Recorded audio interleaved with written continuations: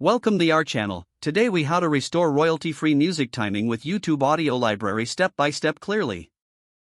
Open your video editing software. Import your video file into the software.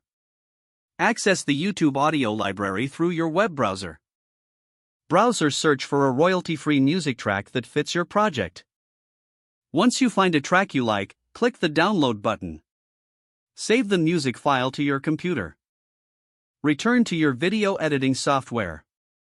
Import the downloaded music file into your project. Drag the music track onto the audio timeline. Align the music track with the beginning of your video. Play both the video and music to check the timing. If the music is too long, use the trim tool to cut it down. Ensure the music fades out smoothly at the end of your video. Adjust the volume levels of the music track as needed. Preview your project one last time to be sure everything flows well. Once satisfied, export your video. Your video is now complete with perfectly timed royalty-free music. If the page does not load, refresh the browser or try again in a private or incognito window. Make sure you are using the correct email address, then retype it carefully to avoid small typos. If your password is not accepted, use the reset option and create a new strong password you can remember.